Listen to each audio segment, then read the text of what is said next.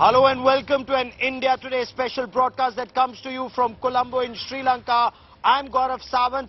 Ranil Wickremesinghe is third time lucky. He has been elected as the president of Sri Lanka, the 8th executive president of Sri Lanka. Twice in the past he's tried, he hasn't succeeded. This time he has. But does he have the political heft to carry forward his decisions, and more important at this point of time, does he have the respect of the street, the angry street of Sri Lanka that actually sees him as an extension of the Gotabaya Rajapaksa dispensation? When they said go Gota go and India Today will get you voices from ground, there are also those at the same go Gota go ground zero here, often called the Tahrir Square of Colombo, who say it's time for Ranil Wickremesinghe also to go. But is he the best man for the job to revive Sri Lanka's economy and get the country back on track? We will get you multiple voices on the show, but first, take a look at this report.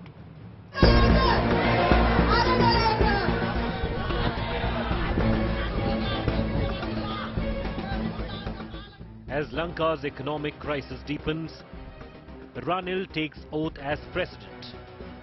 In the 225-member parliament, Ranil Wickremesinghe got 134 votes. Economy in tatters.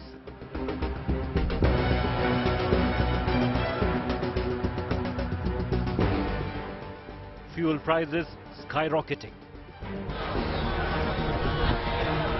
He's an extension of the Rajapaksa regime. Make no mistake of it. But protesters want Ranil to go.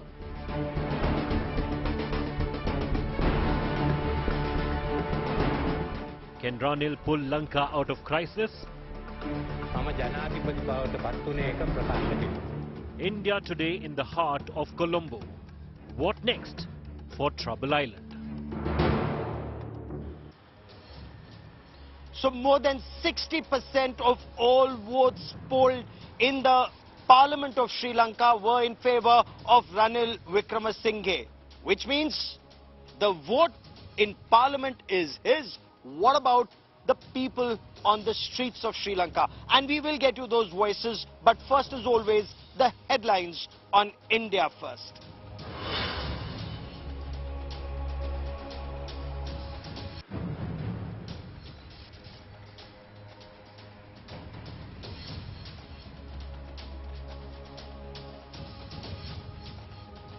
Big breakthrough in the Musewala murder probe. 2 Bishnoi gangsters, part of the murder plot, killed in encounter. Musewala shooters, Rupa and Manu, neutralized.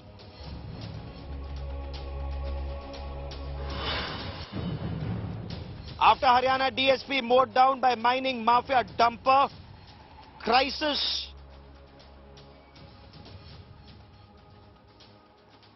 Jharkhand woman cop crushed to death by a van by cattle smugglers. Traffic police run over by a truck in Gujarat.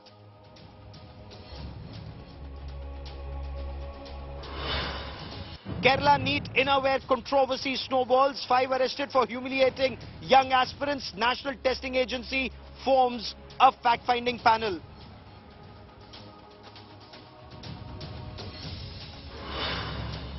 No relief for Uddhav in Sena versus Sena war as Supreme Court defers hearing to the 1st of August. Status quo continues.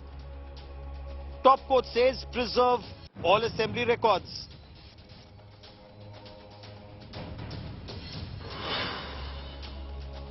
Rishi Sunak and Liz Truss in the final ballot of Tory members to choose the next Prime Minister.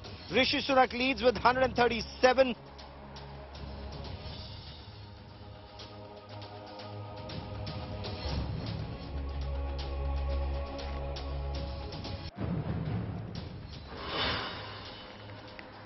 So 6-time Premier of Sri Lanka, Ranil Wickremesinghe, finally lucky when it comes to presidency. He tried twice before, he failed. He is third time lucky to be the president of Sri Lanka, the 8th executive president of this island nation. But this comes at a very difficult time. While he got 134 of all votes polled, all valid votes polled in Parliament. The big issue remains, does he command respect of the street? That's point one. Point two, can he revive Sri Lanka's economy? There are multiple questions that are being asked. Also, the angry street, the Janata Adagalia of Sri Lanka, the people's struggle. Will that actually intensify in the days and months ahead? We'll talk about that. But first, our top story.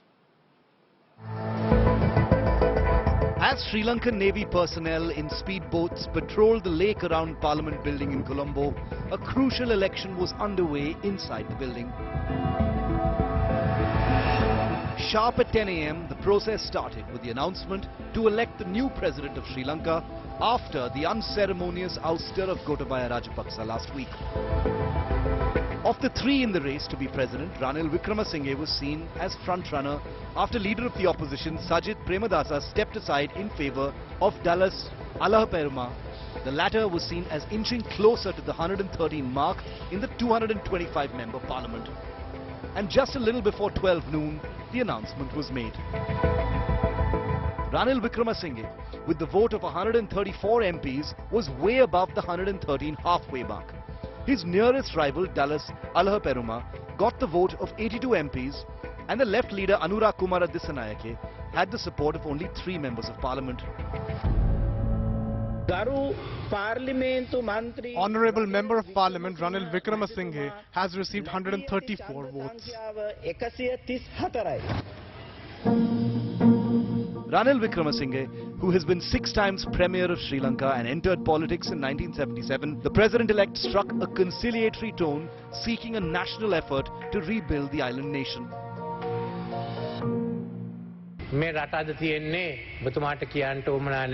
The economy of the country today is in a very difficult place. Young men and women are asking for change in the system. There are many problems in the world and we must proceed without getting caught in them. To go forward, we need to come up with a new program. What the people are asking of us is not the old politics. The Parliament must unite in the face of these issues.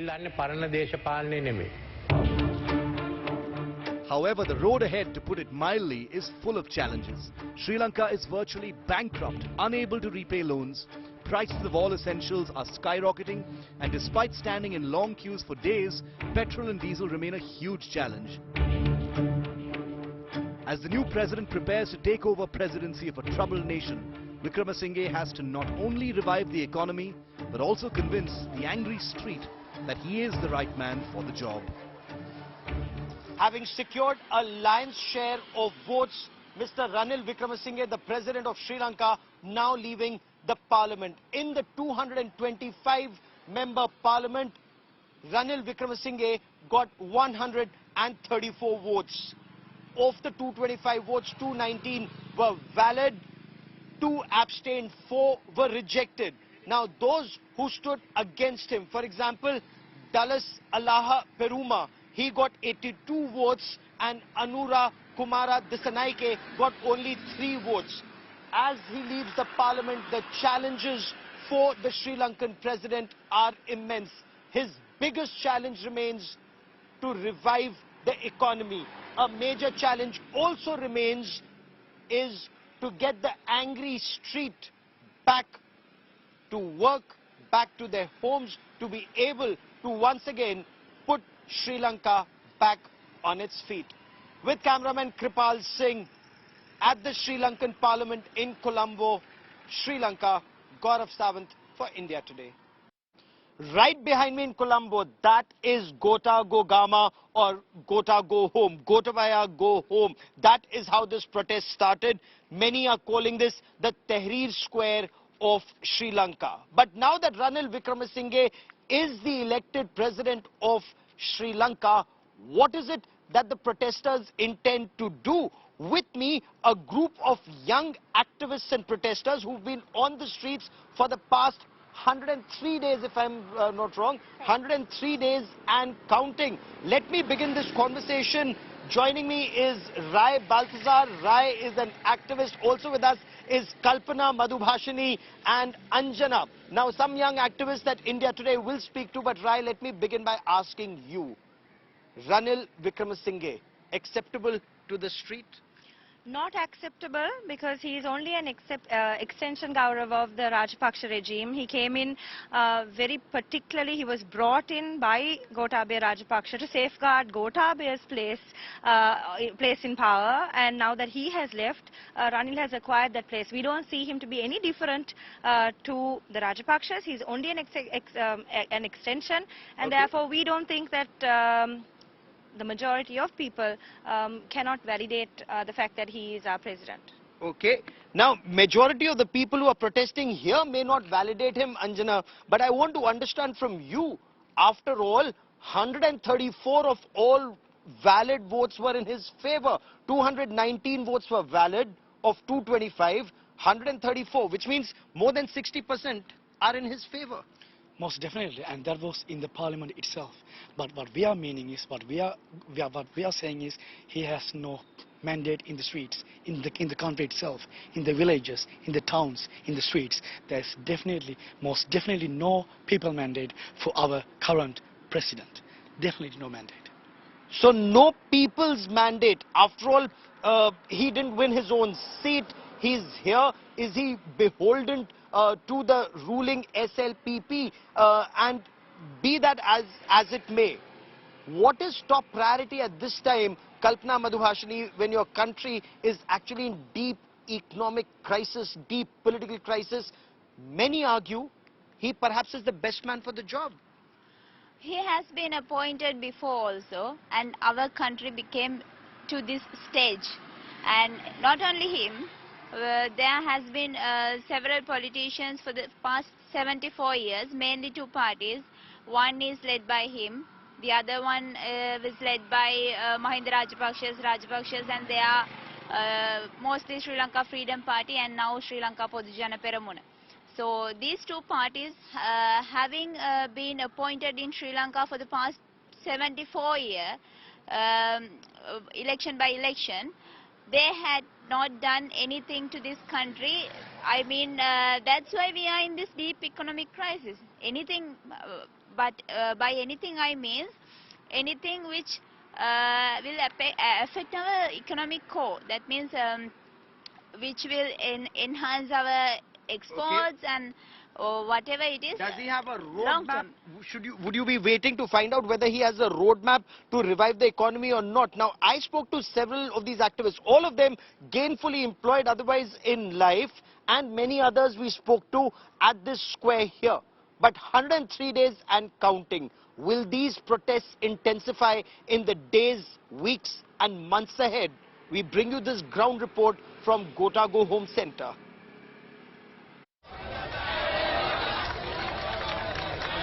Shock, disbelief, anger. Hundreds assembled at the Go Gotagama Centre, the protest site in Colombo, as news of Ranil Wickremesinghe being elected President of Sri Lanka filtered in. Protesters, both college students, activists and young working professionals, said they felt let down and cheated. Well, our aim to start off with, as you quite rightly said, was a slogan, a consensus for Gotabaya to go home. But realistically, with Ranil coming in, what we have to understand is Ranil is no different to the Rajapaksa regime. Yes, Gota was the figurehead of it, and we were asking for him to go home. But realistically, how different is Ranil to that? He is also serving the same interests of the Rajapaksas. Protesters insist they're in for the long haul and will not be intimidated by President Ranil Wickremesinghe being elected as president, which according to them is an extension of the Gotabaya Rajapaksa regime continuing. We have sent a very clear message to parliamentarians that we do not want Ranil Wickremesinghe as our next president. So the fact that he has won with a decisive majority shows us how unaccountable and how unresponsive the parliamentarians are to the demands of the people. So we will continue the struggle. Activists say they're feeling left down, that 134 MPs supported Ranil Wickremesinghe, ignoring the voices of protests in the streets.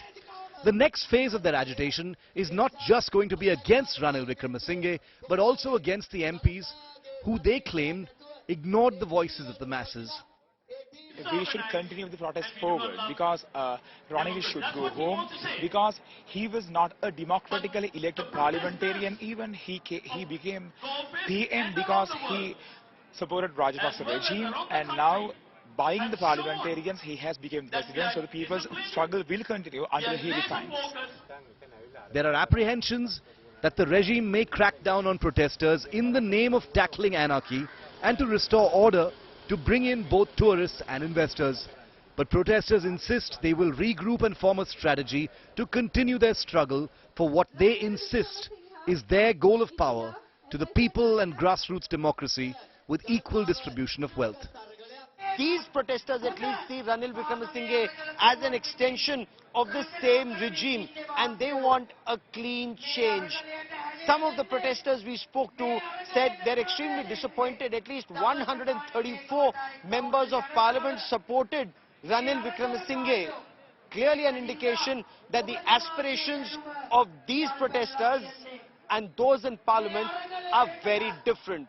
An indication that Sri Lanka is likely to see days and weeks of turmoil ahead.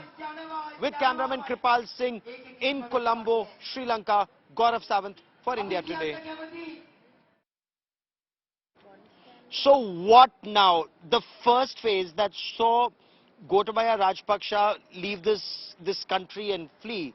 All of you walked from that street corner, through the street corner, went up to the presidential palace. Do we see a repeat of that in the days and weeks ahead? I think the days and the weeks ahead, we're still deciding in which shape and form resistance will happen. Obviously, there is a certain level of, a certain need to come together and to rethink and re-strategize. And I think that is a conversation that is happening quite centrally within all the groups that are here and present at and occupying the golf-face.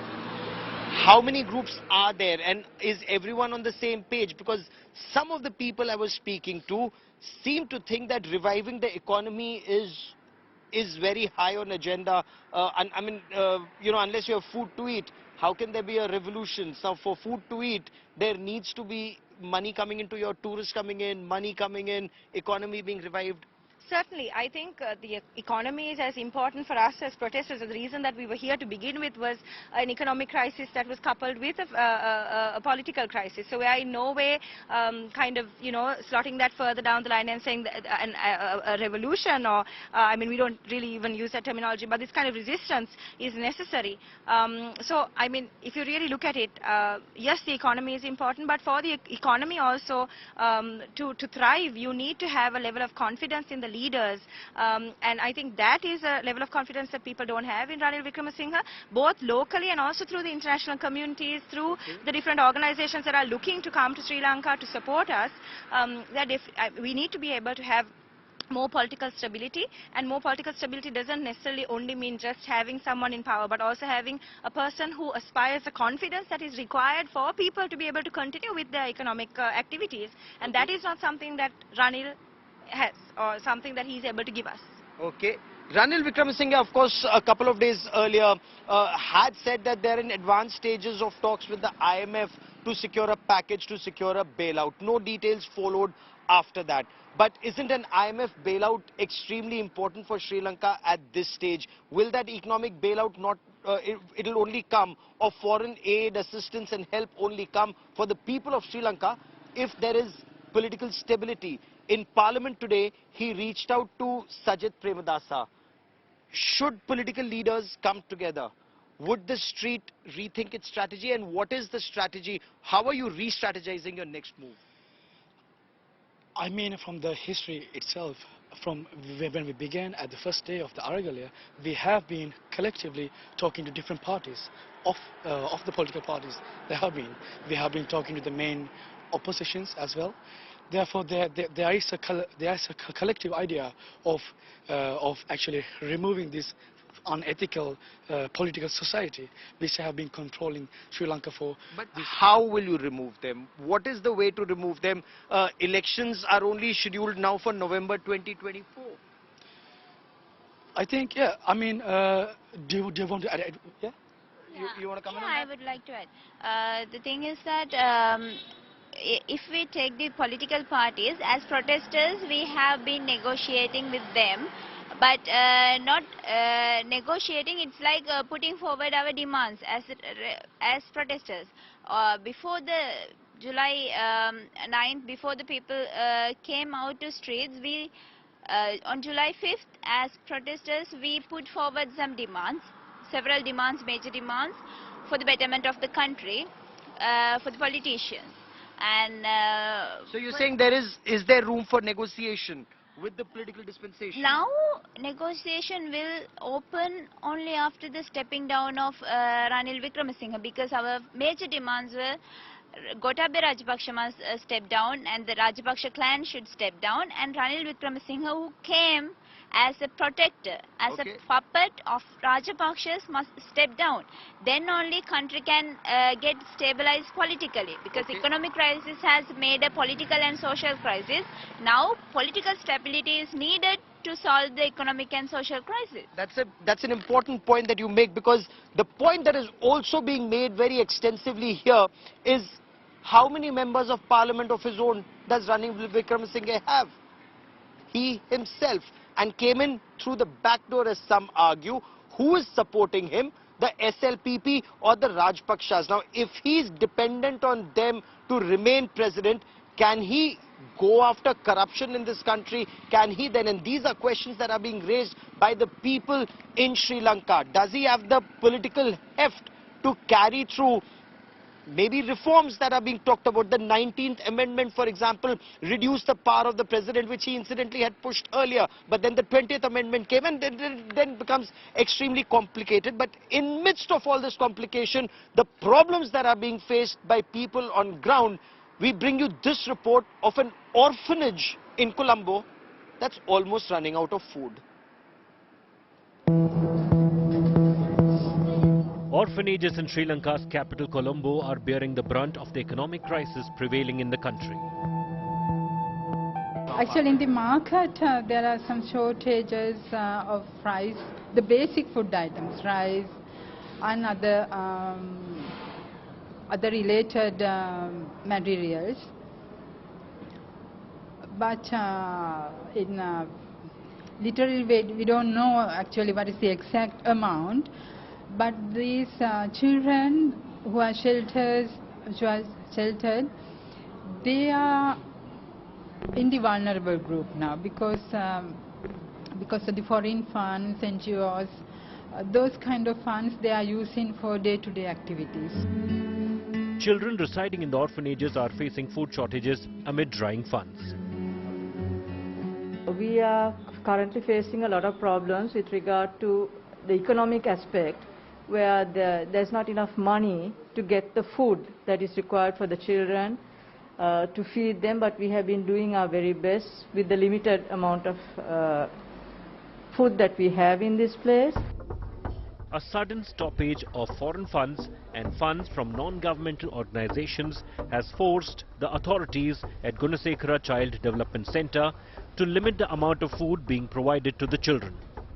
Children who were earlier served 4 curries are now being served only 2 amid gas and food shortage. Inflation of over 50% and shortages of food, fuel and medicines have brought thousands onto the streets in months of protest that culminated in Rajapaksa's ouster and forced the country to seek help from overseas. As the new president takes charge in Lanka, will Lanka be pulled out of crisis anytime soon? Bureau Report, India Today. So the challenges for this nation are immense. As a neighboring country, India is providing aid worth $3.8 billion. But then it's for the people of Sri Lanka and the government. Can they find a solution? What's the course of action as far as the Aragalia or the struggle is concerned? Let's say over the next week, 15 days and 1 month. We will come together, we will re-strategize, and we will decide collectively how we take this forward, what should happen next. It may require a lot of rethinking because Ranil has a very particular way of dealing with protesters, also a history of violence, a long history of violence and being very oppressive, and that's something we will take into account. But we are not afraid. We haven't been for 103 days, and this is our plan to continue to go forward. 103 days and counting. That's the situation in Sri Lanka. Even as we speak, there is a new president in office. He has support in parliament. Does he have the support of the street here in Colombo? and Sri Lanka across. We'll be tracking that story very closely, but that is all I have for you on India First this evening. Many thanks for watching. News and updates continue on India Today. Stay with us.